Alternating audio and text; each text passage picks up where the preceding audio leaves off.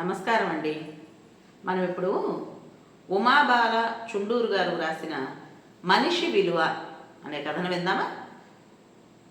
Scooter బయటికి తీసి చాలా రోజులైందనుకుని పొద్దున్నే వాకింగ్కి వెళ్ళేటప్పుడు స్కూటర్ మీద వెళ్ళాడు పార్కుకి శంకరనారాయణ. వారంలో ఒక్కసారైనా నడపకపోతే బండి మొండిదయ్యి మొరాయిస్తుందని. వెళ్తుంటే దారిలో ఒక ఆయన అదే పార్కుకి వస్తారు రోజు. రోడ్డు మీద కనిపిస్తే స్కూటర్ ఆపి ఎక్కండి సార్, నేను అదే పార్కుకు వెళ్తున్నా అన్నాడు. ఆయన పర్లేదండి మీరు వెళ్ళండి అన్నాడు. పర్లేదు రండి, ఈ ఒక్కరోజు ఇక్కడ నడిచేదేదో పార్కులో నడవండి అనడంతో తప్పలేదు ఆయనకి. ఎక్కి కూర్చున్నాడు. దిగగానే థ్యాంక్స్ అండి అన్నాడు. దానికి శంకరం, భలేవారే, నేను రోజు స్కూటర్ మీద రాను పార్కుకి, అప్పుడప్పుడు వస్తాను అన్నాడు నవ్వుతూ. మీ పేరు అని అడిగాడు శంకరం. ఆయన అనంతమూర్తి అని చెప్పి షేక్ హ్యాండ్ ఇచ్చాడు. ఈయన కూడా తన పేరు చెప్పాడు. ఇద్దరు ఎవరి దారిన వాళ్ళు వెళ్ళిపోయారు. శంకరం ఎదురైన వాళ్ళందరికీ విష్ చేస్తూ నడుస్తున్నాడు. ఆయన దినచర్య అంతా ఇంటికి వెళ్తూ కూరగాయలు ఆకుకూరలు ఫ్రెష్గా ఉంటే కొనుక్కుని వెళ్తాడు.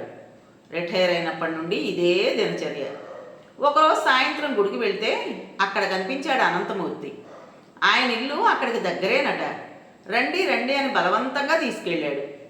శంకరం కూడా సరే అని వెళ్ళాడు. ఫస్ట్ ఫ్లోర్లో మొదటి అంతస్తులో ఉంటున్నాడు ఆయన.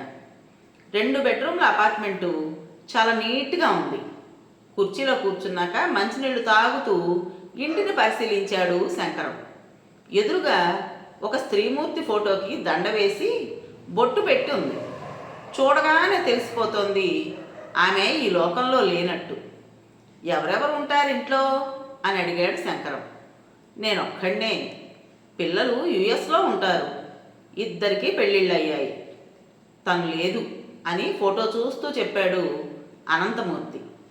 ఓ సారీ, వంట మీరేనా అని అడిగాడు శంకరం. లేదండి, కుక్ ఉంది, నాకు వంట రాదు, 2 పూట్ల వచ్చి చేసిపోతుంది అని చెప్పాడు. కాఫీ కానీ టీ కానీ అని అడుగుతుండగానే, అబ్బే వద్దండి, భోజనం చేయాలి కదా, ఇంకోసారి వస్తాను, వెళ్ళొస్తాను అంటూ లేచి, అవును రేపు మీరు మా ఇంటికి లంచ్కి ఎందుకు రాకూడదు? రేపు ఆదివారం కూడా.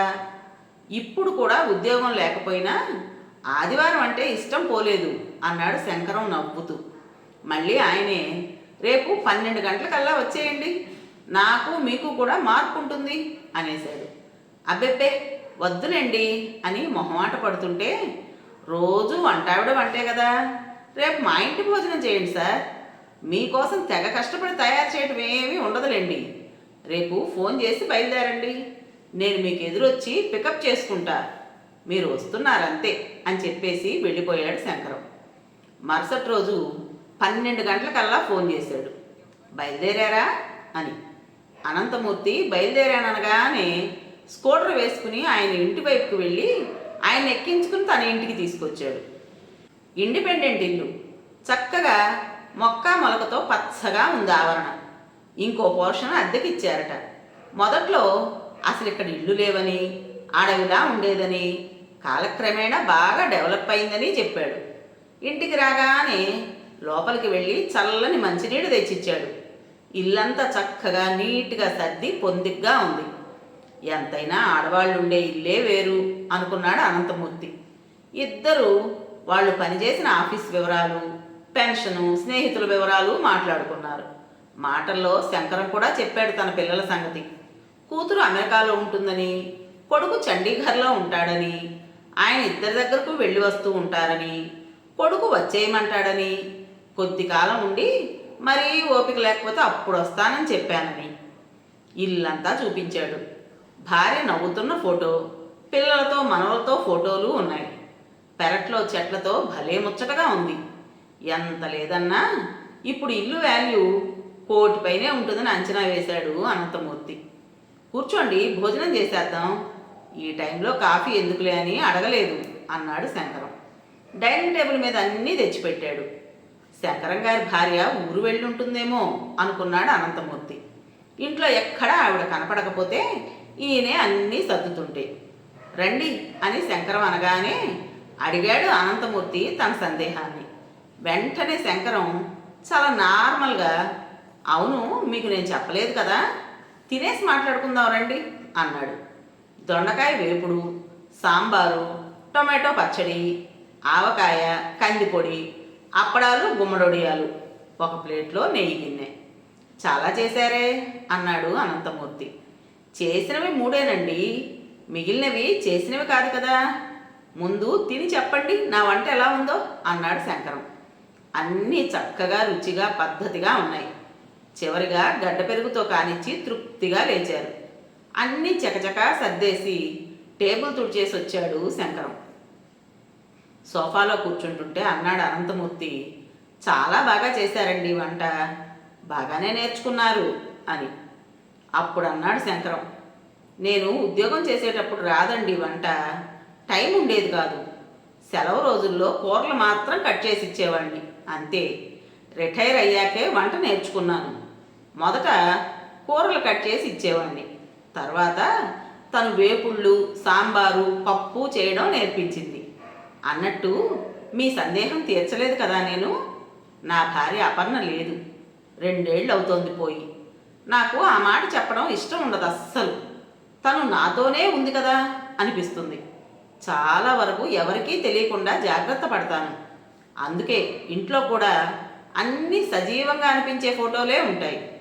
కృత్రిమంగా ఫోటో కోసం నిలబడి ఉన్న ఫోటో పెట్టి దానికి ఒక పెద్ద దండేసి మొహాన పెద్ద కుంకుమ బొట్టు పెట్టి, ఎందుకో ఆ వ్యవహారం నచ్చదు నాకు. నా భార్య లేదని అనుక్షణం గుర్తు చేసే కొన్ని పనులు నేను చెయ్యను. పిచ్చి అనుకోండి, చాదస్తం అనుకోండి, నాది భ్రమ అని నాకు తెలుసు. కానీ ఆ భ్రమ నాకు ఇష్టం. తనే మీకు కొన్ని వంటలన్నా రావాలి అని కసిరి కోప్పడి మరీ నేర్పించింది. చక్కటి కాఫీ, టీ పెట్టుకోవడం కూడా. ముందు ముందు నాకు ఆ అవసరం వస్తుందని తనకు తెలిసేమో అనిపిస్తుంది నాకు. నేను ప్రతి సంవత్సరం తను పోయిన రోజు కూడా చాలా సింపుల్గా ఒక 10 మంది పేద పిల్లలకి హోటల్లో వాళ్ళు ఇష్టపడే ఫుడ్ తినిపించి, మంచి మల్టీప్లెక్స్లో సినిమాకి తీసుకెళ్ళి వాళ్ళకి ఇష్టమైన ఐస్ క్రీమ్ తినిపించి తీసుకొస్తాను. వాళ్ళంతా మెకానిక్ షెడ్లో పనిచేసేవాళ్ళు, ఆ పిల్లల స్నేహితులును. అంతే. మా పిల్లలు వంట మనిషిని పెట్టుకోనన్నా అంటారు, కానీ నేనే వద్దన్నాను. నాకు టైం పాస్ అవుతుంది కదా. నేను పిల్లల దగ్గరికి వెళ్ళినప్పుడు కూడా అప్పుడప్పుడు వాళ్ళకి నేనే వండి పెడతా. మా కోడలు, అల్లుడితో సహా అందరూ బాగుంది బాగుంది అని తింటారు, పిచ్చి పిల్లలు. ఈ ఊళ్ళో మా కోడలు తల్లిదండ్రులు ఉంటారు, వాళ్ళు నన్ను వదలరు. ఆవిడైతే ఆవకాయ, మాగాయలు పెట్టి నాకు పంపుతుంది. ఫ్రెష్గా గోంగూర పచ్చడి, మీరు తిన్న ఆ పొడులు, వడియాలు ఆవిడ పంపినవే. అన్నయ్య గారు అంటూ ఆప్యాయంగా ఉంటారు. నా అదృష్టం, నాకు అందరూ మంచివాళ్ళు, స్నేహపాత్రులు దొరుకుతారు. అందులో మీరు ఒకరు అన్నారు నవ్వుతూ. లోకల్గా ఆఫీస్ ఫ్రెండ్స్ కూడా చాలామంది ఉన్నారు. అప్పుడప్పుడు కలుస్తూ ఉంటాం. కొంతమందిని అప్పుడప్పుడు భోజనానికి పిలుస్తాను, అది నా సరదా. నా స్నేహితులు కూడా ఏవో ఐటమ్స్ కొన్ని చేసి తీసుకుని వస్తారు, అందరం కలిసి తింటాం. పుస్తకాలు, సోషల్ మీడియా, కాలక్షేపం. పిల్లల దగ్గరకు వెళ్ళొస్తూ ఉంటాను. సంవత్సరంలో ఒక 8 నెలలు పిల్లల దగ్గరే ఉంటాను, ఒక 4 నెలలు ఇక్కడ ఉంటాను. అది నా జీవితం అన్నాడు నవ్వుతూ. చాలా సంతోషం అండి, మిమ్మల్ని చూసి చాలా నేర్చుకోవాలి అన్నాడు అనంతమూర్తి మనస్ఫూర్తిగా. నేను ఇంక బయలుదేరతాను అని లేచాడు. ఉండండి నేను డ్రాప్ చేస్తాను అని వద్దన్నా ఆయన ఇంటి వరకు డ్రాప్ చేశాడు శంకరం. అనంతమూర్తి తాళం తీసుకుని లోపలికి వెళ్ళి చెప్పులు వదిలి సోఫాలో నిస్త్రాణగా కూర్చున్నాడు. ఆయనకి చాలా గిల్టీగా ఉంది. ఒక్కసారి తన భార్య గాయత్రి గుర్తొచ్చింది. ఆమె బతికి ఉన్నంతకాలం తను ఎంత అహాన్ని చూపించాడో గుర్తొచ్చింది. ఆఫీస్కి వెళ్ళి రావడమే ఘనకార్యంగా అనుకునేవాడు. ఇంటికి వస్తే కింగ్ తను. అన్నీ చేతికి అందించాల్సిందే తన భార్య. కాఫీ తాగి గ్లాసు కుర్చీ పక్కనే పెట్టేసేవాడు. మంచినీళ్ళు తాగినా అంతే. మొత్తం ఇల్లు తనే చూసుకునేది. ఏనాడు భార్యకి సహాయం చేయలేదు, సరిగదా వంకలు పెట్టేవాడు. స్టవ్ వెలిగించడం కూడా రాదు తనకి. ఇప్పుడు తను లేకపోయేసరికి తెలిసొచ్చింది తన విలువ.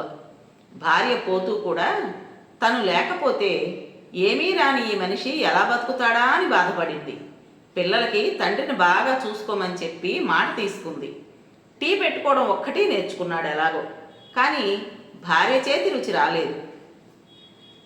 వంట మనిషి ఒక్కడికి పొద్దున్నే వండిపడేసి పోతుంది. వంటలో ఓనమాలు తెలియదు, సోషల్ మీడియా తెలియదు.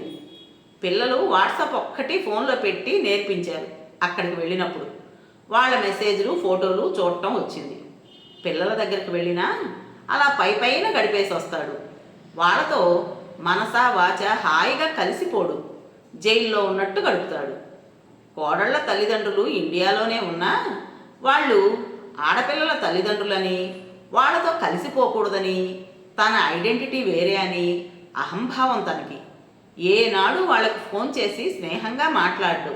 వాళ్ళు చేసినా ముభావంగా మాట్లాడటంతో వాళ్ళు కూడా తన గంభీరతకు జంకుతారు. బయటికి వెళ్తే వెళ్ళి వచ్చేయడమే. తన చుట్టుపక్కల ఎవరున్నారు ఏంటి అని గమనించడు. మనుషుల్లో కలిసిపోవడం తెలీదు. స్నేహితులు లేరు. ప్రతి ఏడు పద్ధతిగా భార్య పోయిన రోజు కొడుకుని పిలిచి తద్దినం పెట్టించేవాడు. కొడుక్కి ప్రతి ఏడు వీలు కాకపోవడంతో ఒకచోట డబ్బులు కట్టి వాళ్లతో ఈ శ్రాద్ధకర్మలు చేయిస్తున్నాడు. ఇది జరపటం పెద్ద ఘనకార్యంగా భావించి బోరవిచ్చుకు తిరుగుతున్నాడు తను. శాస్త్రోక్తంగా అన్నీ చేయిస్తున్నాననే గర్వం తనకి. బతికి ఉన్నప్పుడు మనిషిని సంతోషంగా ఉంచాలి కానీ చనిపోయాక ఎన్ని చేసి ఏం లాభం? తను జీవించే విధానం కరెక్ట్ కాదని తెలిసింది ఈరోజు. తను తన పరిధిలో ఇంకా బాగా జీవించవచ్చు. శంకరం గారివి తనవి పరిస్థితులు ఒకటే, బాధ ఒకటే. కానీ ఒకరి జీవితంలో జీవం తుణికిసలాడుతోంది, ఒకరి జీవితం స్తబ్దుగా ఉంది. కారణం ఆలోచనలు. ఇల్లు ఇరుగ్గా ఉన్నా ఆలోచనలు విశాలంగా ఉండాలి. ఎన్ని ఒడిదుడుకులు అడ్డంకులు ఉన్నా జీవితం సాగిపోతుంది. దానికి ఢోకా లేదు. కొన్ని బాధలు తీరేవి కావు.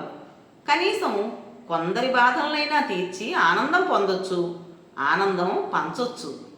వెంటనే బీరువా తెరిచి ఫోటో ఆల్బమ్స్ తీశాడు. అన్నీ చూశాడు. భార్యవి పిల్లలతో వాళ్ళ చిన్నప్పుడు నవ్వుతూ ఉన్న ఫోటోలు ఉన్నాయి. తనతో నవ్వుతూ తన భుజం మీద చేయి వేసిన ఫోటో ఒక్కటి లేదు. ఎప్పుడైనా ఎక్కడికైనా తను సరదాగా తీసుకెళ్తే కదా, ఏనాడైనా ప్రేమగా ఆహ్లాదంగా ఉంటే కదా అనుకున్నాడు. పిల్లలతో భార్య నవ్వుతూ ఉన్న ఫోటోలు, భార్య తన తోబుట్టువులతో నవ్వుతున్న ఫోటోలు, తమ పెళ్లిలో నవ్వుతున్న ఫోటోలు కొన్ని బయటికి తీశాడు. గోడ మీద ఉన్న ఫోటో తీసేసి లోపల పెట్టేశాడు. నేను కూడా ఈ ఫోటోలన్నీ అందంగా సహజంగా ఫ్రేమ్ కట్టించి పెడతాను. నేను ఇప్పుడైనా సాటి మనుషులు ఆనందపడే పనులు చేస్తాను. బతకడానికి జీవించడానికి తేడా ఏంటో తెలిసింది ఆలస్యంగానైనా. శంకరం నన్ను ముందే కలిసి ఉంటే ఎంత బాగుండేది. ఒక మనిషి ఎలా ఉండాలో ఎలా ఉండొచ్చో చూపించాడు నాకు అనుకున్నాడు. గాయత్రి, నన్ను క్షమించు అనుకుంటే మనసు నిజాయితీగా కదిలి కళ్ళు చెమర్చాయి అనంతమూర్తికి. విన్నారు కదండి. మరి ఈ కథ మీకు నచ్చిందా? నచ్చినట్టయితే లైక్ చేసి మరో నలుగురికి షేర్ చేయండి.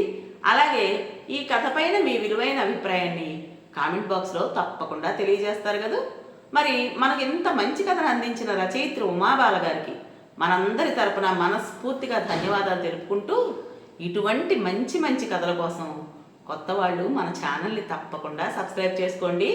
రేపు మరో మంచి కథతో కలుద్దాం. అప్పటి వరకు ఉంటానండి.